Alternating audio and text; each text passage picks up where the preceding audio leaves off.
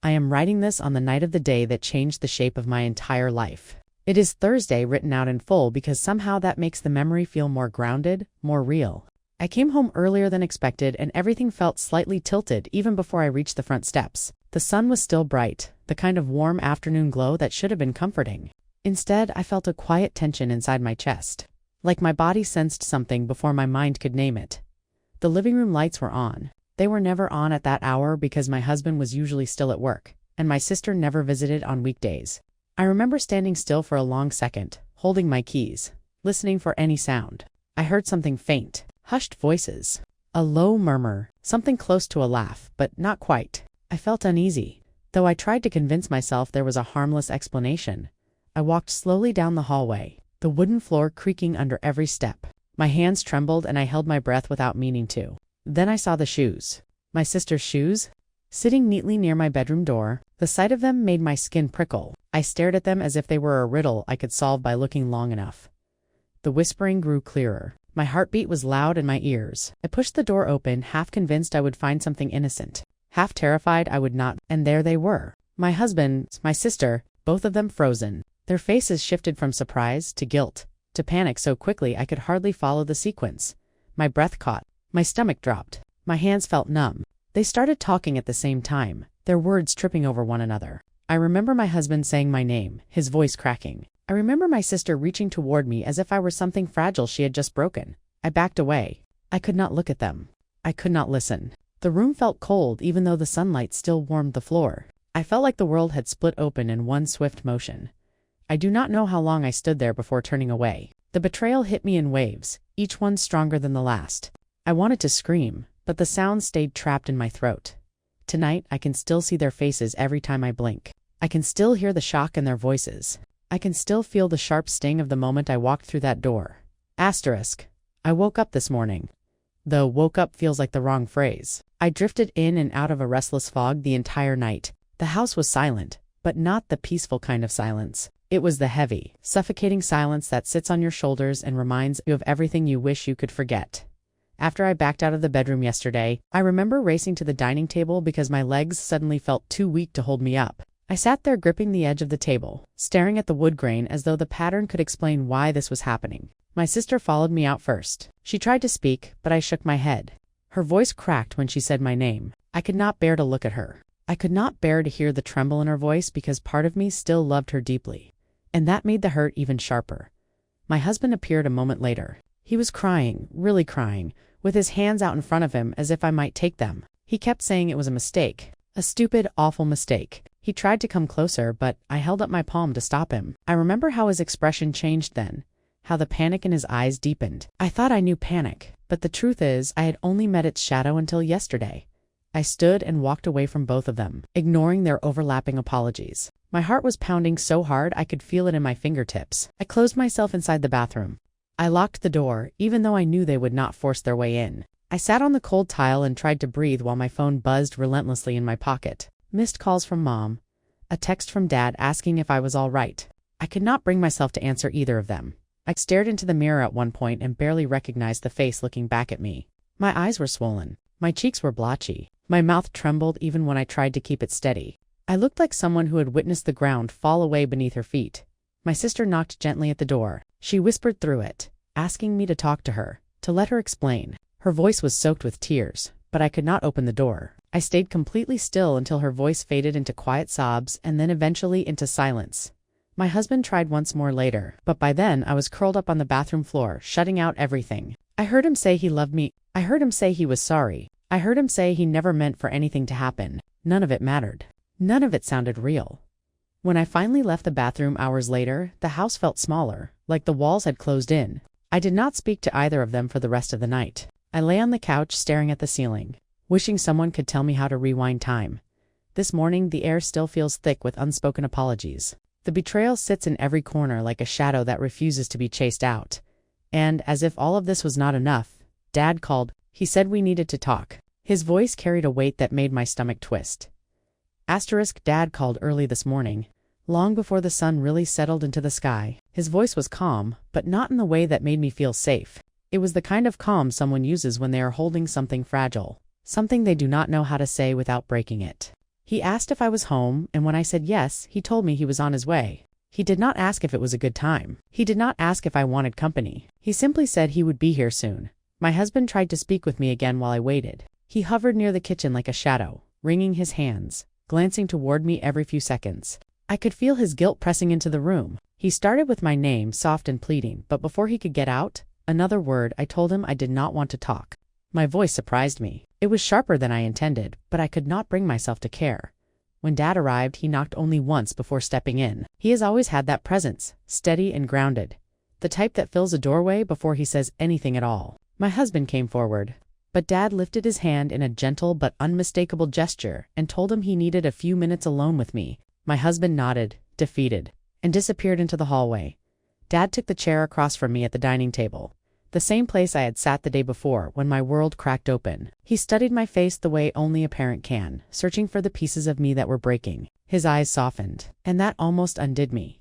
He said he knew something had happened because Mom had tried calling me and could not reach me. He said my sister sounded distraught when she called home last night. I felt a fresh sting hearing that. I did not want to think of her crying, not after what she had done, not after the way she shattered my trust. I expected Dad to tell me he was sorry. I expected him to offer comfort. Instead, he looked at me with a heaviness I had never seen in him before and said there was something the family had been keeping from me, something he should have told me long ago. The way he said it made my hands go cold. Betrayal had already hollowed out so much inside me, and now it felt like another blow was hanging in the air. Dad told me to take a breath to brace myself. He said the truth he carried was not meant to hurt me, but that hiding it had done enough damage already. I watched his eyes, waiting for the words that would change everything again.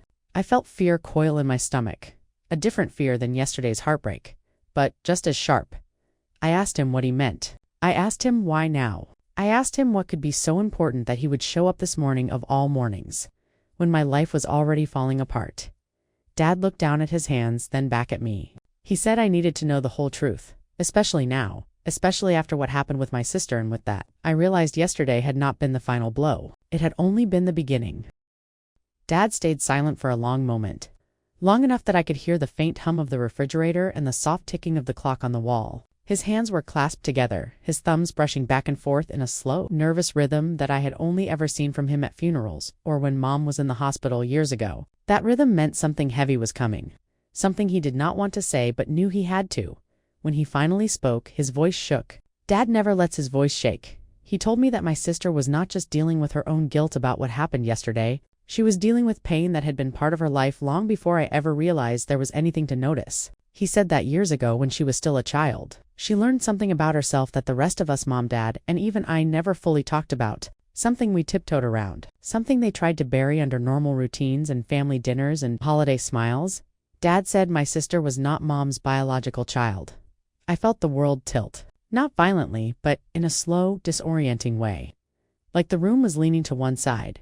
He explained that before Mom met Dad, she had been in another relationship. A secret one. Complicated, intense, and brief. She found out she was pregnant just as that relationship ended. When she met Dad soon after, he accepted her completely. He loved her enough to raise her child as his own, without hesitation. He told her that if they were going to be a family, they would do it together. And so they did.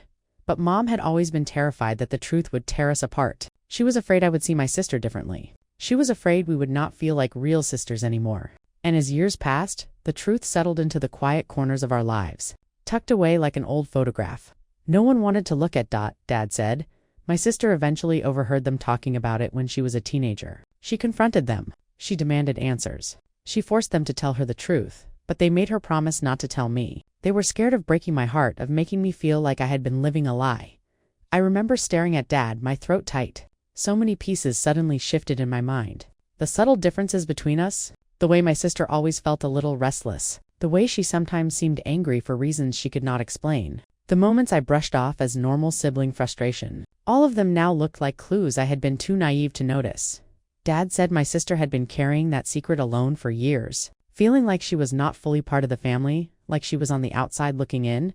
He said she struggled with jealousy, with loneliness, with feeling unwanted no matter how hard they tried to show her love. He said her choices, including the terrible one she made with my husband, were tangled in that old, festering hurt. I felt anger and sympathy collide so sharply in my chest that it almost hurt to breathe. I wanted to scream at Dad for keeping this from me. I wanted to ask why they thought lies were better than truth. I wanted to cry for my sister, for the pain she must have buried beneath every smile and every tense moment between us. I asked Dad why he waited until now to tell me. His eyes softened in that sad, fatherly way. He said yesterday's betrayal came from a place deeper than desire. It came from brokenness, and I needed to see the full picture before deciding how to move forward. So here I am, sitting at the same dining table where everything seems to unfold, trying to make sense of a lifetime of secrets layered beneath one moment of heartbreak, and it feels like every truth I ever believed is bending. Asterisk, I felt drained after Dad left, like someone had pulled the plug on whatever strength I had been clinging to. The house felt too quiet, too tense, and too full of people I no longer knew how to look at. My husband stayed in the bedroom, giving me space, and my sister sat on the couch with her hands clasped tightly in her lap. I could hear her breathing from across the room. It was uneven, shaky, like she had been trying to hold herself together all morning. When I finally walked toward her, she looked up with eyes that were red and swollen, eyes that carried years of pain I had never seen clearly until now. She whispered my name, almost afraid to say it. I sat across from her, not next to her. There was too much distance between us for closeness. She bit her lip and wiped her cheeks. Preparing to speak, she started with an apology. A real one. The kind that comes from deep inside, not the quick, panicked kind she attempted yesterday. She said she had been feeling lost and disconnected from everyone, including me. She said the secret about her birth had become a wound she did not know how to carry anymore. She felt like she did not belong in the family, like she was always standing in my shadow. Even though I never meant for her to feel that way. I listened, but my anger rose like heat in my chest. I asked her how any of that justified what she did with my husband. My voice cracked on the word husband. It was the first time I had said it aloud since yesterday. She cried harder then. She said it did not justify it, and she knew that. She said she felt weak, desperate for validation. Desperate for someone to see her in a way she felt the family never had. I told her that feeling broken did not give her permission to break me. My words were sharp and they landed between us like glass. She nodded, though her face twisted with guilt. She kept wringing her fingers until her knuckles turned white. She said she never meant for anything to happen. She said it started with talking, then with leaning on him emotionally, then with a moment of poor judgment that spiraled out of control. Hearing it made my stomach turn. My husband chose that moment to step into the room. He looked exhausted, his eyes hollow. He asked if he could speak to both of us. I almost told him no, but something in me wanted to hear what he had to say, even if the words twisted the knife deeper. He said he had been struggling for months. He felt disconnected from me, though he acknowledged that none of that excused what he did. He admitted he let himself get too close to my sister, that he confused emotional vulnerability for affection. He said he hated himself for it. He said he loved me, truly loved me, and that he ruined everything he valued. Their voices blended together at one point. Apologies layered on top of explanations. Explanations layered on top of pain. I sat there listening but not absorbing everything. My mind felt numb, like I could only take in fragments. I asked them both if they understood the magnitude of what they had done. They nodded. I asked them if they realized how deeply they had damaged everything we once were. They nodded again. My sister broke down completely then, her body shaking with sobs. My husband covered his face with his hands when the conversation ended. I did not feel clarity. I did not feel closure. I felt like I had walked into a storm with no shelter. My heart hurt in ways I did not know were possible. I was angry and sad and exhausted all at once, and yet, somewhere deep inside the mess of emotions, there was a small, sharp understanding. This betrayal did not come from nowhere. It came from years of buried truth, years of unspoken pain, years of scars every one of us had pretended did not exist. It did not excuse anything, but it explained too much to ignore. I left them both sitting there when I stood up. I did not want to be near either of them. The house felt too crowded with emotions I could not sort through. Mom arrived not long after, and when I saw her face, another wave of truth began to form. Asterisk. Mom walked into the house like she already knew something terrible had taken place. She carried that mother's intuition on her face, the kind that senses wounds even before they are spoken aloud. Her eyes swept over the room, pausing on the way my sister sat curled on the couch, pausing again on the way my husband lingered near the hallway, and finally settling on me. The moment our eyes met, Mom's expression cracked. She rushed toward me as if I were still a child who had scraped a knee instead of a grown woman whose entire life had collapsed in less than 2 days. She grabbed my hands and held them close to her chest. Her touch was warm and trembling. I had never seen her tremble like that. She asked what happened, but her voice was already breaking, as if she feared the answer. When I managed to explain, her knees buckled slightly. She pressed her fingers to her lips and shook her head over and over again. Tears welled up and spilled before she even realized she was crying. She turned to my sister then. My sister's face was buried in her hands, her shoulders shaking. Mom made a small sound, somewhere between heartbreak and helplessness, and sat beside her. She wrapped one arm around her shoulders, just like she used to when we were children. When nightmares felt like the worst things we would ever have to face, Mom whispered my sister's name, with a mixture of love and disappointment. My sister leaned into her, clinging like she needed Mom to keep her from falling apart completely. Mom stroked her hair with slow, uneven motions, as though she were trying to soothe a wound she could not see but could feel all the way down to her bones. After a long pause, Mom looked up at me with eyes I will never forget. They were filled with sorrow deeper than I had ever seen in her. She said she had come to talk because Dad told her what he revealed this morning. She said she should have been the one to tell me. She said she should have spoken long before things reached this point. She stood and walked toward the kitchen counter, gripping its edge like she needed something solid to hold on to. Her voice wavered when she spoke again. She explained that keeping the truth about my sister's birth had eaten away at her for years, not because she did not love both of us, but because she feared that revealing the truth would shatter the fragile balance of our family. She said she had spent years pretending everything was fine, because she believed silence would protect us. She believed love would be enough to cover the cracks. She was wrong and she knew it now. I asked her why she thought I could not handle the truth. I asked why she did not trust me enough to include me in something that affected all of our lives. She cried harder then, wiping at her cheeks with shaking hands. She said she was scared. She said she had watched us grow up so differently, with me always confident and my sister always searching for something she could never quite name. She feared the truth would make my sister feel even more like an outsider. She feared it would make me feel betrayed. She feared the guilt would swallow her whole. She said she kept quiet because she thought silence was the lesser evil. But silence had created its own kind of damage. The kind that grows quietly behind closed doors until it spills out in moments, like the one that brought us here, listening to her. I felt something soften inside me, even though everything still hurt. I saw the weight she carried, the years of fear and guilt she held close to her heart. I felt compassion for her even while I was angry. I felt love even while I was wounded. I told her I wished she had trusted me. I told her the secret hurt more because it was hidden, not because of what it was. She nodded, tears streaming freely, and whispered that she knew that she was sorry, that she would spend the rest of her life trying to mend what her silence had broken. Standing there in the kitchen, surrounded by the ruins of truth and the echoes of betrayal, I realized something quietly devastating. Every person in this family had been carrying their own pain, their own fear, their own secrets, and all of it had collided in the worst way possible. When Mom finally reached for my hand, her fingers were warm, trembling, and full of regret. I squeezed her hand, not in forgiveness yet, but in understanding. Tonight, the house feels haunted by years of what went unsaid. But somewhere beneath all the pain, I feel the faintest pull of something else. Maybe it is connection. Maybe it is clarity. Maybe it is the beginning of healing, even if the fractures are still fresh. After Mom left, the house felt unbearably still. My husband stayed in the bedroom with the door closed, and my sister retreated to the guest room at Dad's insistence. For the first time since everything began, I found myself completely alone in the living room. The quiet felt heavy, almost suffocating, as though the walls were saturated with every painful truth spoken over the last 2 days. I sat on the couch and stared at nothing for a long time. My mind drifted through memories I did not invite.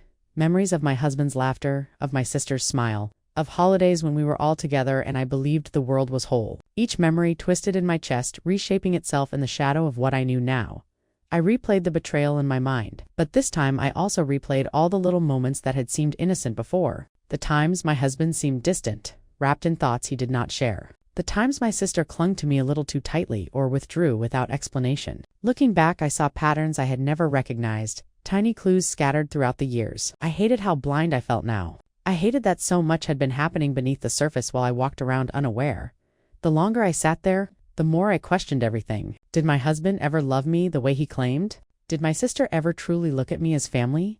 Or was she always wrestling with her own place in our lives? Was I naive for believing we were stronger than secrets, stronger than pain? Tears came slowly at first, then all at once. They spilled down my face in quiet, steady waves. I pressed both hands to my mouth to keep the sounds inside. Crying felt like letting go of something I had been gripping too tightly. It felt necessary, even if it hurt. Eventually, I stood and wandered through the house, touching the back of the dining chair where I had sat while Dad told me the truth, brushing my fingers along the hallway wall where I had frozen the day I walked in on them. Every corner of the house held a memory. Every room felt altered. The weight of everything settled on my chest as I returned to the living room. I grabbed a notebook from the side table, something I used occasionally but never with urgency. Tonight, it felt like the only place I could put the pieces of my mind without breaking apart. I wrote down everything. Every thought, every fear, every memory that surfaced. I wrote until my hand cramped and the pages felt heavy with ink and emotion. Writing made things clearer even when they were still painful. It felt like taking the mess inside my head and laying it out where I could see it. At one point, I realized I needed space. Real space. Distance from the people who had shattered my trust. Distance from the home that now felt like a wound. I thought about leaving. About going somewhere quiet where no one could reach me. Somewhere I could breathe without hearing apologies or explanations. The thought of separation scared me, but not as much as staying in this space of constant aching. I curled up on the couch eventually, unable to bring myself to go to the bedroom I once shared with my husband. The cushions felt stiff beneath me, but exhaustion finally overtook the turmoil inside me. I fell asleep with tear-stained cheeks and ink smudged across my fingers. The night wrapped itself around me, thick with grief, but also with the faintest sense of clarity. I knew I could not stay in this emotional limbo forever. Something had to change. Something inside me was shifting already, and though I did not know what tomorrow would look like, I knew I could not continue the same way I had before. Not after everything that had come to light. I woke up on the couch with a stiff neck and a heaviness in my chest that felt like a second heartbeat. The sunlight creeping through the curtains looked softer than usual, but it did nothing to ease the ache inside me. My eyes felt swollen and my body felt drained, like all my energy had been poured into surviving the last few days for the first time since this nightmare began. My mind felt a little clearer. Not calm, not healed, but clear, like the chaos had finally settled enough for me to see the edges of my own thoughts again. I sat up slowly, my blanket slipping off my shoulders, and realized I needed something I had not allowed myself to even consider until now. I needed space, real space, not a walk around the block, not locking myself in the bathroom. I needed distance from the people who had broken me, even if I still loved them in ways I could not explain. I needed to breathe somewhere that did not smell like memories or betrayal. I reached for my phone. For a moment, my thumb hovered over my husband's name, then over my sister's. I did not call either of them. Instead, I scrolled to my closest friend, the one person who knew how to listen without trying to fix everything. When she picked up, her voice was warm and steady. I told her what happened. Not every detail, but enough. Her gasp on the other end of the line was full of disbelief and fierce protectiveness. She told me I could stay with her. No hesitation. No questions about when I would leave or how long I needed. Just an open door and a safe place. The relief that washed over me made my shoulders sag. I stood and walked to the bedroom, the same one where my life had broken open. I paused before entering, taking a steadying breath before pushing the door just enough to grab what I needed.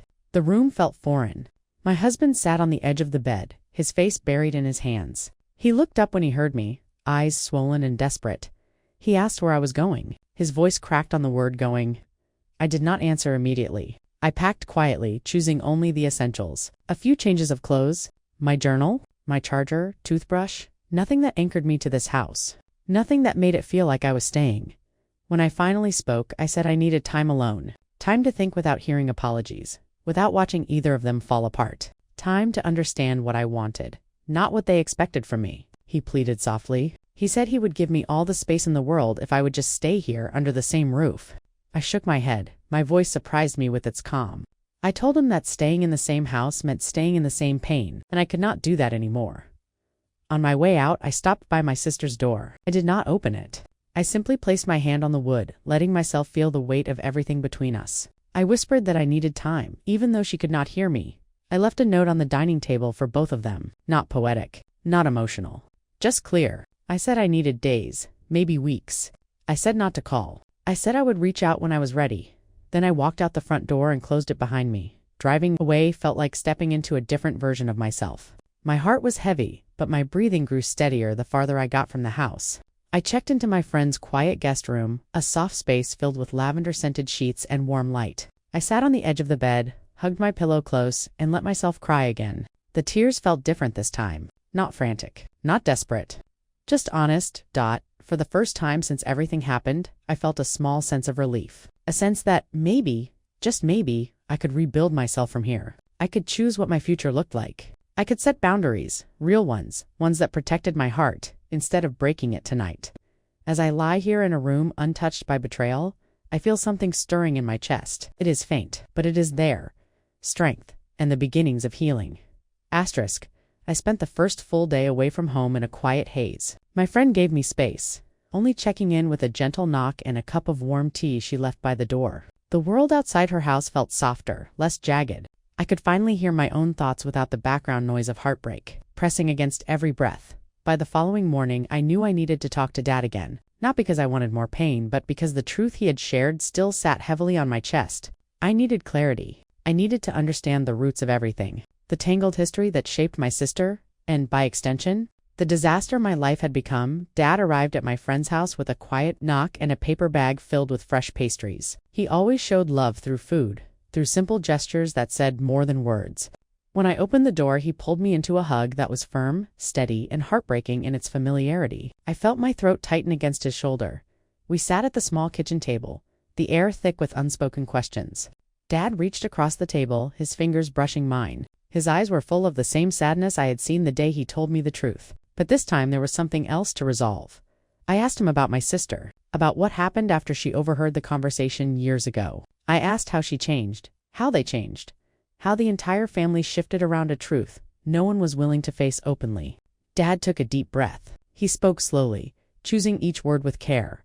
He told me my sister had struggled more than any of us realized. She became restless, unpredictable, and fiercely protective of her emotions. She felt like an outsider even though they tried to show her unconditional love. Dad said they failed her in some ways, not because they did not love her, but because they were afraid of doing more harm by talking about the truth. Silence became their way of coping, even though it created a wound none of them addressed. I realized as he spoke that my sister had grown up standing on unstable ground, always fighting for belonging, always afraid she was temporary in a family built before her. It did not excuse her actions. It did not erase the betrayal, but it cast a long shadow over her choices, one I could not ignore anymore. When Dad finished, he looked at me with gentle eyes and asked what I planned to do. I told him the truth. I did not know. I felt lighter being away from everyone, but I also felt the threads of the family pulling at me, asking me to return and face the pieces we had all dropped. Dad squeezed my hand and said he supported whatever I needed. He said he loved me, that none of this was my burden to carry alone. Hearing him say that made something warm settle in my chest. Later that afternoon, my phone buzzed with a call from my husband. I stared at the screen for a long moment before letting it go to voicemail. He left a message, his voice soft and cracked. He apologized again. He said he missed me. He said he was willing to go to therapy, to tear his soul apart if it meant rebuilding even the smallest piece of what we had. I listened, but I did not return the call. An hour later, I received a text from my sister. She wrote a message so long it filled the entire screen. She told me she was ashamed, broken, and sorry in ways words could barely express. She said she had spent her whole life feeling unwanted, and she knew hurting me was the worst mistake she had ever made. She said she did not expect forgiveness, but she hoped I would one day look at her without the pain she saw in my eyes. Reading her message made my chest ache. I did not respond to her either, but I saved the message. I read it twice, then 3 times. Each time I saw the pain beneath her words more clearly. That evening, as I sat on the guest bed, my journal open in my lap, I realized something important.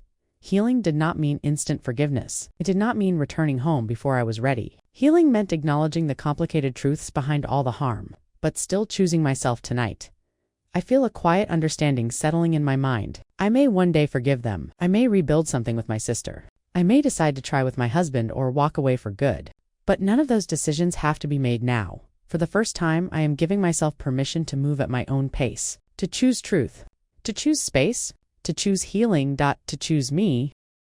I drove back home weeks later, though home felt like a word with shifting boundaries. My friend hugged me tightly before I left, whispering that she was proud of me for taking time for myself. The drive was quiet, just the steady hum of the engine and my thoughts swirling like soft echoes. I felt lighter than I had in a long time, but still cautious. Like I was walking toward something fragile when I pulled into the driveway. I stayed in the car for a moment, watching the house through the windshield. It looked the same as the day I left, but I knew I was not the same woman who walked out of it.